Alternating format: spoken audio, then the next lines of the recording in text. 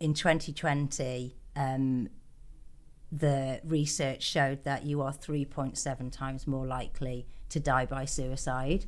So it's a huge thing in the construction and in our industry. Personally, I think British standards or BS or any standard itself is really a key. It's a key to letting you do things. It's key to unlocking doors, to allowing innovation and product development to happen. There's a definite need to have a dedicated department to be able to look at the logistics of getting things from A to B.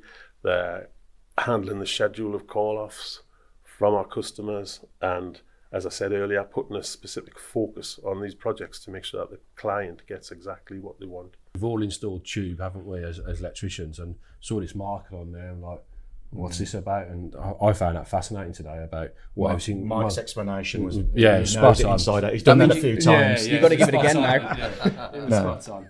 Yeah. But because regarding the conlock, for instance, how you take the approach to the job, it's still exactly the same. The only thing that you're taking out of it is threading, because like we said, just if you're marking out for a 90, a dog leg, a bubble set, it's still all going to be exactly the same, because all it's affected is threading, which I know myself anyway, I hate it threading.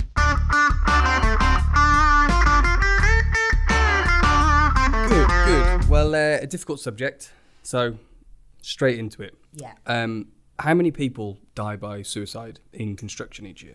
So we don't have an exact number, but what we do know is that suicide is the biggest cause of death for men under 35. We know that 4 out of 5 suicides are done by men.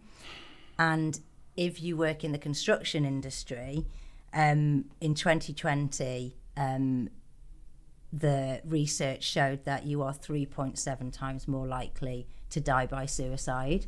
So it's a huge thing in the construction and in our industry. Yeah, I mean, what do you think just specifically in construction, what do you think are the main causes and the numbers that you see at the EIC? Mm-hmm. How likely do you think those numbers are to rise? So I guess two questions there, but I think some of the causes around it is obviously, particularly in the electrical industry, it's a very male-dominated industry. Yeah. I think it's something around 80-85% of our industry is male, and as you go more senior, that increases. Mm-hmm. And we know that suicide affects men more than it does women. So I think that's an element.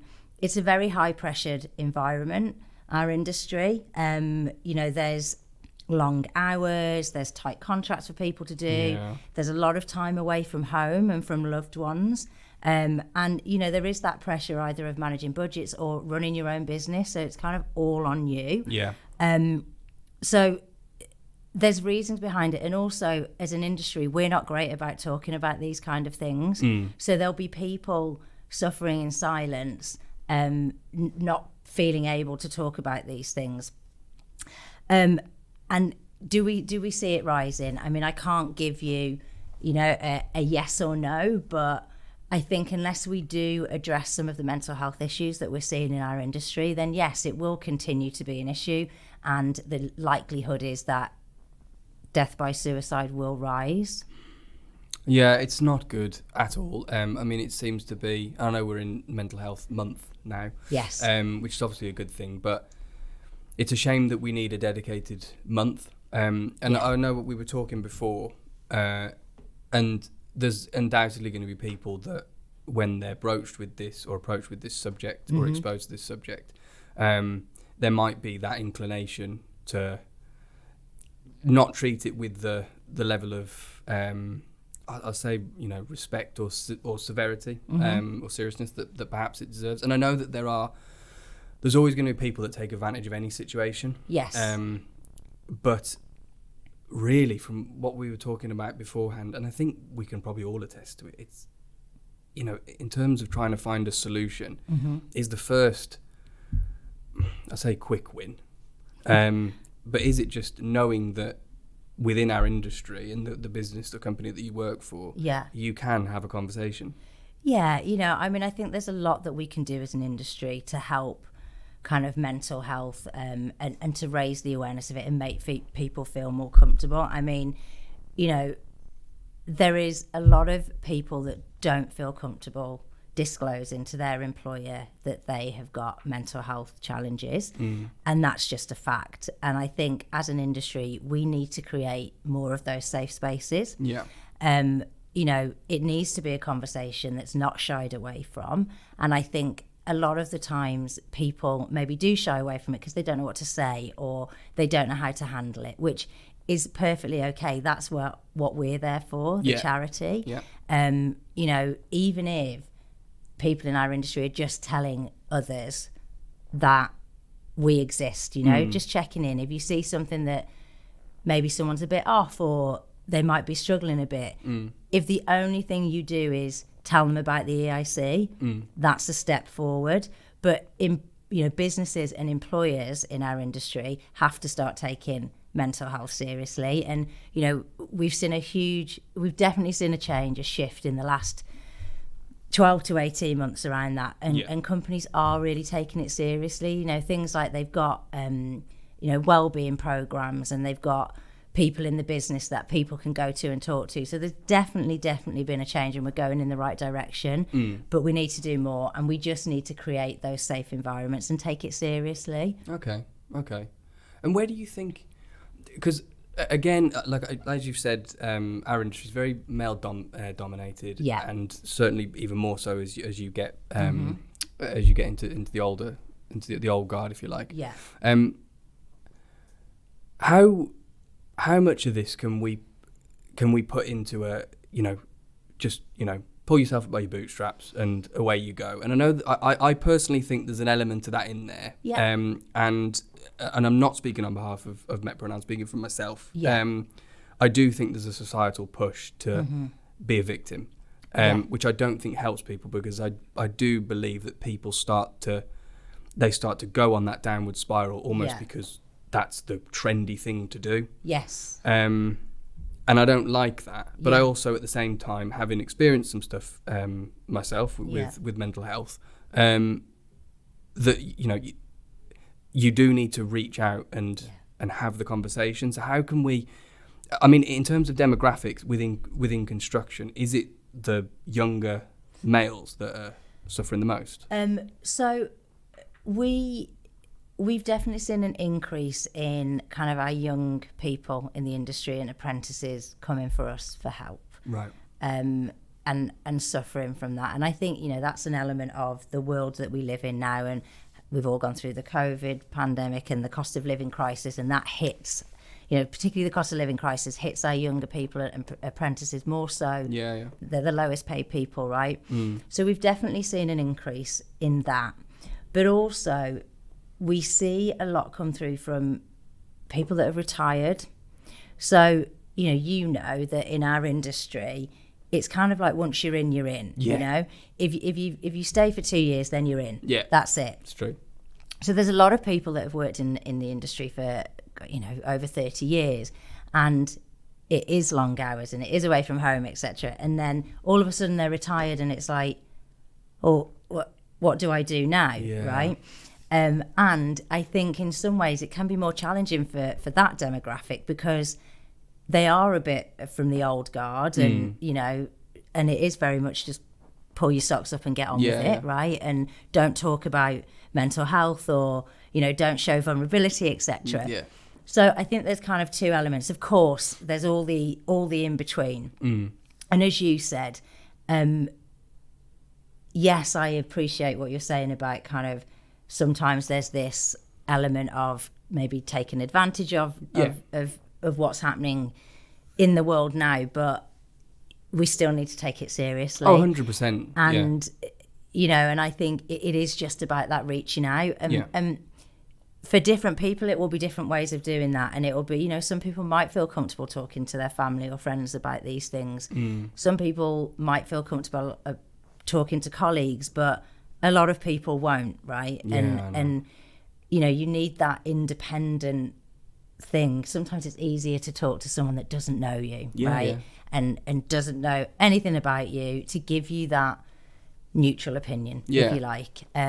So yeah, I think we'll say it a lot throughout this, but it's about talking and it's about reaching out, and particularly on the demographic of like the young people. You know, we know that in our industry there's a huge problem attracting people into this industry. Yeah, I know. You know, it's not seen as sexy or glamorous or anything like that. No. There's a huge problem. So not only younger people, but you know, more diversity and more women into the industry and all of those things. And unless we catch up with the rest of the world from a mental health perspective, you know, yes, we're a slightly old-fashioned industry, but unless we catch up with them, we're never going to attract and nurture and keep those people.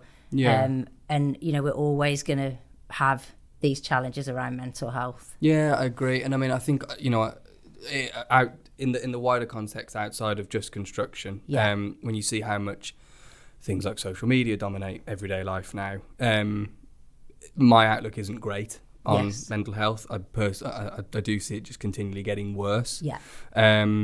So yeah, I think the more that we can do now and have just really blunt, honest, open conversations, is only going to have a positive impact. Great.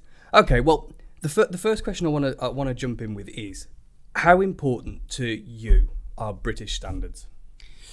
So, to me personally, I think British standards, or BS, or any standard itself, is really a key. It's a key to letting you do things. It's key to unlocking doors to allowing innovation and product development to happen. Yeah. If you don't have that standardisation, it's all over the place. Yeah. And it's a bit of a wild west out there. Yeah. What unfortunately we see with standardisation, and I've been lucky enough to be involved with some development of standards across the many years over a previous employer, and now I help to put together some guidance on some standards that's there. We see so much innovation take hold that standards actually lag development. So for a standard to actually have a rightful meaning and not to look like it's out of date by the date it's actually printed, it's really hard for them to catch up or keep up the pace, because innovation at the minute is so fast. Yeah. So without then watering down the standard and making it so wishy-washy that it has no substance to it, because you want to leave a lot of it open-ended to allow for development, we have to see things come out and a line drawn in the sand, and people say, that's it, no, whatever's in it is in it, and let's publish it, and then we'll have to revisit it in another 3 or 4 years' time. And that's why we're seeing that's why people are seeing a lot of me, because standards change quite a lot in our industry. Yeah. And I think that pace will continue to happen. So personally for me, the change in regulations or change in standards is great, because it means I've got something to talk about. Where just out of curiosity, where are you seeing the most innovation within the construction products, would you say? It's probably all down to, lighting throughout. Yeah. There's always a lighting. This does a bit better, does it more efficiently, and that's really the drive for a lot of things now. Is a sustainable, and how we can move across with energy efficiency is a really big winner for a lot of people. Okay. Then you look at actually what are we trying to do is deliver a building for the future, not just for now but the future. Yeah. So then it's longevity. So then people are asking, right, okay, so it's all very well and me good that having something that's going to last 5 years, but what about actually the longevity? Can you expand the lifespan of things? And we're seeing a lot of that. Okay. And that's where we're starting to see a lot of the innovation is in those sort of areas. Right. When it's your neck of the woods. Yeah. So conduit and boxes and stuff like that. I mean, you can recognise a conduit box if it's 5 years old or 100 years old. Couldn't it? It's the same. Yeah. But I think from what you've been telling me today, this is probably the area where innovation could really pay off, because the savings here are enormous. If you guys get it right in your research and development team, that will get paid off in when I'm actually fitting it.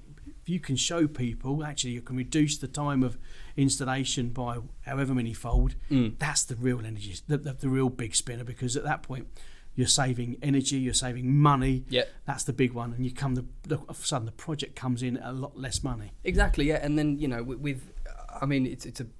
when people are, there seems to be with contractors, and I'm only basing this off conversations that I've had, and I'm not a contractor, obviously, but there seems to be this that there's the focus on that job and that's it, and then there's no thinking about the future. But we this industry, we fit and forget. That's what we do. Yeah. We just want, does it work?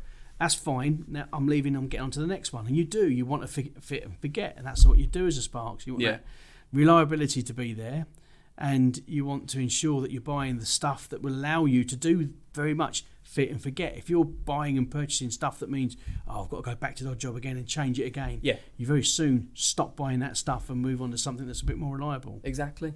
So we had a conversation with a young contractor called Theo Webster. This is going back to last year when he came in. I think it was July. And not to, I mean, this is our platform, so we can do what we want, but a bit of a shameless plug for one of our innovations, which is Conlock.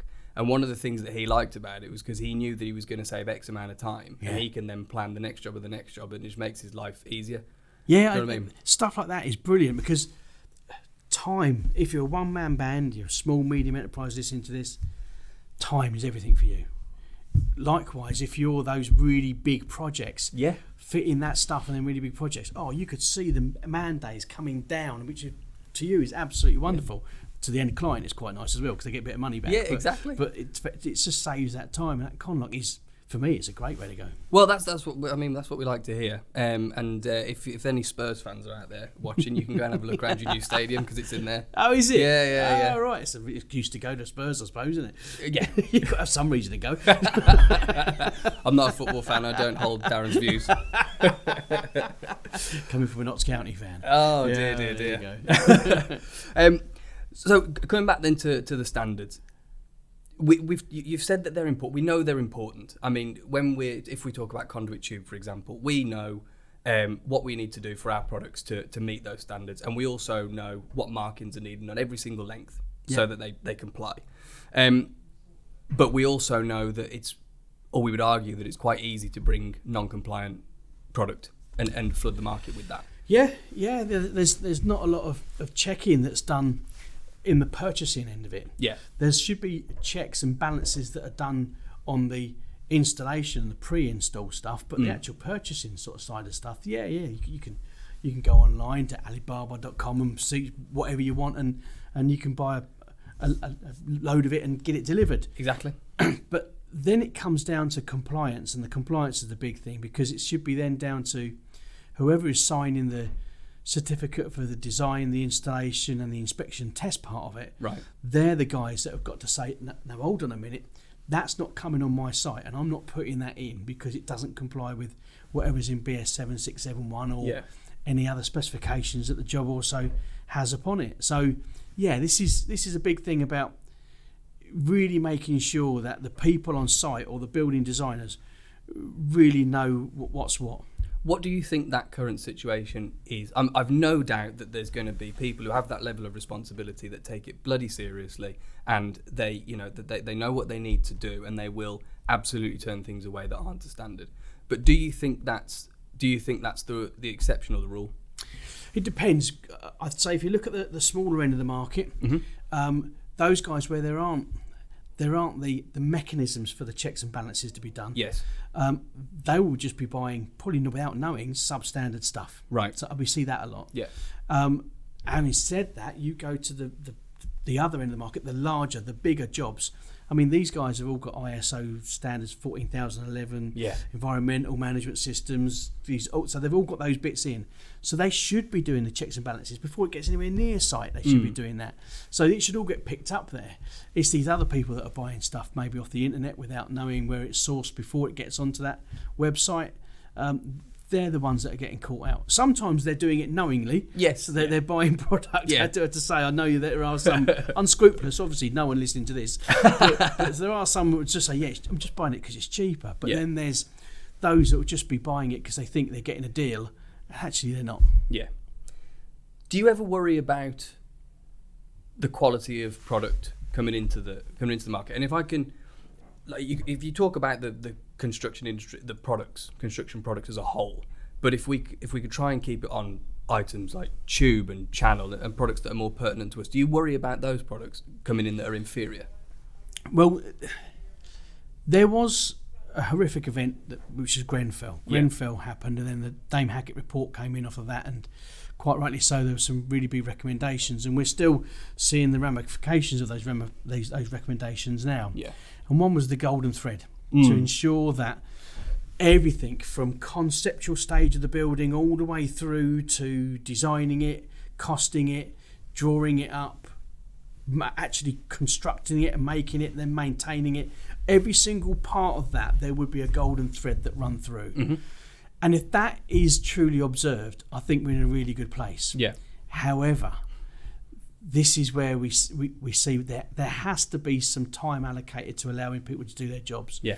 And this is when you see so much pressure put on people to deliver these buildings and these projects. And I know my father-in-law is a senior project manager, and he's working on some really, really big buildings, and the pressure put on them just to get the job done because they want to meet the deadline and get the payment off the end client, it's enormous. And those financial pressures always put pressure, and you have to look then which bit can we circumnavigate. And one of the bits that tends to get missed is the quality. You look at the industry, the whole construction industry now, there used to be clerk of works that used to go around and watch or check your work before they'd sign the check to say, yeah, you can have payment. Yeah, wow. I like it. No, there's none of them around now. And this is again where one area where the construction industry went to make savings was to make those jobs redundant, those types of jobs redundant. But there's still the need for that checks and balances to be done. Yeah. But it's got to be pushed on to someone else. Wow. Okay. No, see, I didn't even know that. I mean, that was one of the questions. How do we, how do we ensure compliance across the board? But if we haven't got those roles in place, it is that Wild West. It is mentality. Really. Yeah, it is. It can be. Not always, because one thing I will say about Sparkies is they always want to do it well. Yeah. And this is not a condemnation of Sparkies, wholesalers, or manufacturers as a whole. I need to make that very, very clear. In fact, we'll put that at the start, Tom. Thank you. I mean, everyone wants to go out there and do a good job. Yeah. They know for whether they do a good job, it leads to another job after that. Yes. And you're only as ever good as your last job. So Sparks generally will want to do it well. And they find that the compromising factor there is price. So how can I do it just as well for less money? That's what then sometimes wins them the job. And without doing that act of trying to get the job down or get the materials as low as possible, they won't win the work. Right. And that again is where education is a massive piece here, because we haven't just got to educate the contractors, the specifiers that are listening to this. We've got to educate the people that are actually ordering the work. Yeah. So the homeowners, the building designers, to say, you do know, if you're going to ask for a £10,000 job, that's all you're going to get is a £10,000 job. Yeah. Reality is, you want a £25,000 job if you want it done properly and forever. Exactly. And that's the big bit. And I think that's probably what we're trying to do here at CEF as well, is to say, look, yeah, we can pretty much, we can deliver for everyone. But part of the project team that we've got is to say, look, you tell us what you want us to do, and we'll go away and make it happen. Yeah. When they don't really know what they want, we then have to step in and help them and say, look, this is what £10,000 gets you. Yeah. This is what £25,000. But that's the responsibility you take on, surely, in that position. We have done a lot. So yes, at CEF with the National Accounts and Projects Division, they do a lot of that hand holding, because clients sometimes really don't know what they want. They understand they want lights and they want switches and sockets. Yeah. I want this, and I know where they're going. But our stuff tends to get fitted, forgotten, and people don't go back and looking at it. Yeah. I mean, no one cares if the conduit's in and what colour it is. They just want to make sure the lights or sockets work. That's the bit there. They understand functionality. They don't understand safety. Yeah. And one of my old boss, Alan Wells, he used to always say that functionality is not an indicator of safety. And I think that's the big bit here. We've got to educate those building designers, those people that maintain buildings, to tell them, look, just because it works doesn't mean it's safe. Absolutely. And that's where we need to get that big education piece out there. And then that comes back into quality. And then that comes back into sourcing products properly as well. So I don't think it was the biggest factor, but it was definitely something that we had to do as a business to address what could have become a kind of inefficiency, which was going to start growing as the business started to grow. So we've started to expand our footprint out of the northeast. Yes. There's a definite need to have a dedicated department to be able to look at the logistics of getting things from A to B, handling the schedule of call-offs from our customers, and as I said earlier, putting a specific focus on these projects to make sure that the client gets exactly what they want. Brilliant. At the right time. And what's I think, as with the positive story around growth that you've given us insight into, I think another thing that people will latch onto, certainly that I have, is this: you're putting 2 physical branches in, because it'd be very easy for everybody to just start to remove that aspect of their business and start to emphasize online. So what's been, if you're able to share with us, what's been behind that commitment to the areas, to the customers? Yeah, okay. So, Park's established 35 years in the Northeast, and we're seeing a fantastic growth, I think, from 2012 to 2023. So over an 11-year period, if I remember the statistics, we've grown by something like 244%. Wow, okay. So we've just engaged in a 5-year plan to continue that trajectory of growth. So if I simply half it and say that we want to grow the business by another 120%, we're not going to do it in the Northeast alone. We've got to start looking at moving outside of the area. So the first neighbouring area is Yorkshire. So as we start to creep down, and we're finding as we start to gain quality people, we're beginning to find that it's easier to add quality people. So we've got 2 initial branches opening in West Yorkshire. We've also identified a further site, which I won't go into great detail at the moment, which should start to accelerate that growth throughout Yorkshire. Brilliant. And beyond. Brilliant. It's really nice to hear, because it's so easy to just everything's digital, nobody talks anymore, and that's one of the core foundations of this industry, certainly in the United Kingdom. That relationship between wholesaler and customer and manufacturer as well. So fantastic. But also a challenge for you guys, I would have thought as well, because like you say, you mentioned where you are in the chain. If you're supplying the wholesaler and then the designer, and then you might have the installer, so you've got upward when the thing goes on the wall, whatever it may be, a piece of conduit. You've got to you've somehow got to find a way to go, hi, we're here amongst all the race to the bottom people and the cheaper imports. That must be a bit of a challenge as well as I would have thought. Well, I think that's very much more on a marketing thing and just talking about our products and what they're actually capable of and that brand awareness and stuff. But based on that, I'm going to hand over to this man, because he knows far more about that than I do. Yeah, I mean, you're right. It is a challenge, and it's. I mean, I said at the start that I'm coming up on 8 years in the industry now. Probably will be over 8 once this goes out, and I've been saying the same thing in many respects for 8 years, especially when you're talking around products like conduit tube and channel and threaded rod. Not all products are made the same.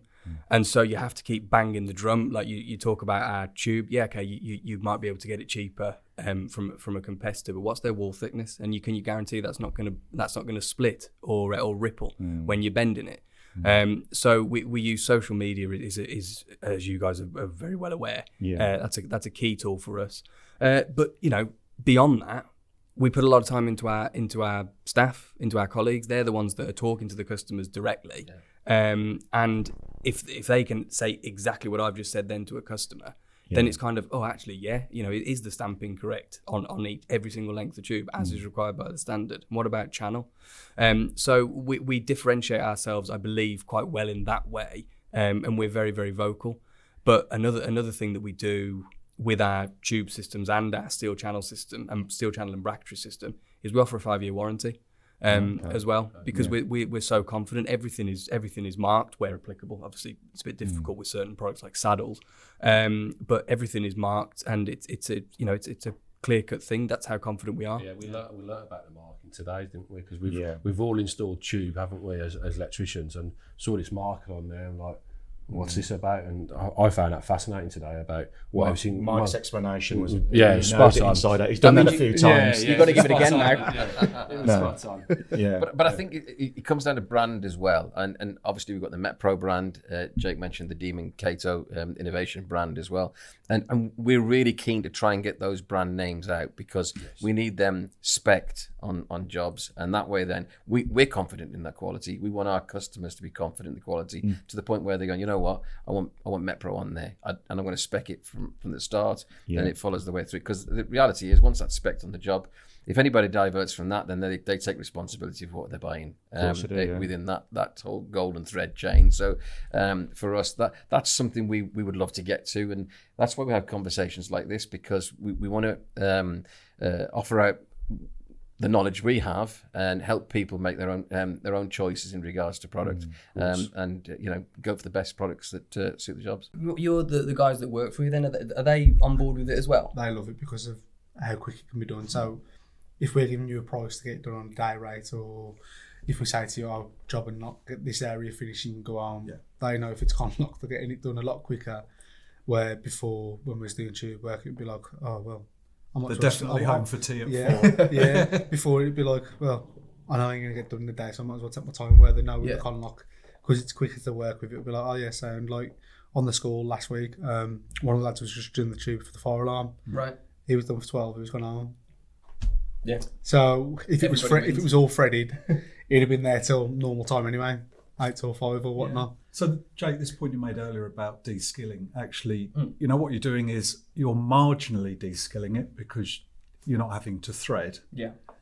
You're not having to take whole lengths down to put back up. But what you are doing is you've got people on site, and it's about work ethic then. Yeah, definitely. Yeah.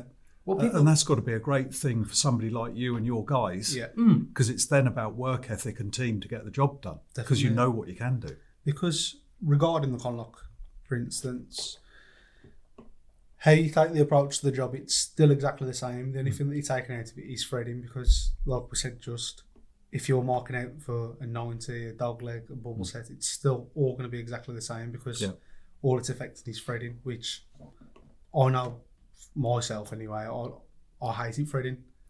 So it's saved me. I hate it, I haven't done it half as much as you. It's saved me a lot of time of messing around, getting it bang on. If I've not threaded it enough, I'll probably then take it off, put a bit more thread back on. Yeah. Where the conlock, I know I'm pushing into the tube to a certain degree, so it's put it all the way through, so the Allen key's bolting onto the tube. Yeah. And I suppose, from one degree, because you're not threading, you're not exposing yourself to lower quality conduit that's in the market that can collapse when you thread as well. Yeah. Do you experience that a lot? Yeah. We've had certain brands where... Very diplomatic. Nice. Yeah. Where we've done a 90, for instance, and it's squashed on the 90. Yeah. And you've gone to the next piece tube, it's happened again. And it's a whole start again issue and a cost of product issue. Yeah, so then we're having to drive to the wholesalers, because we can't get the wholesalers to come out, because we're already booked for the day to bring products out. Drive back to the wholesalers half an hour, waiting there half an hour, come back and you've lost an hour and a half, 2 hours. So just for clarity, it wasn't Metpro tube, no? No. Okay, fine. Carry on. So hidden benefits. Yeah, it's like, for instance, some of the tubes that we have used in the past, we've done threads. Yeah. And the threads have split. Yeah. So then you're having, say for instance, you've done all that sets. Say if you've done 4 sets in one length tube, and you've got it all bang on, it should be, you brought it down then to add another thread on to get your box on. And then you've got to start again, or cut back and put a coupler in. Yeah. Where if it's on show, in my eyes, you don't have couplers on show, it looks shit.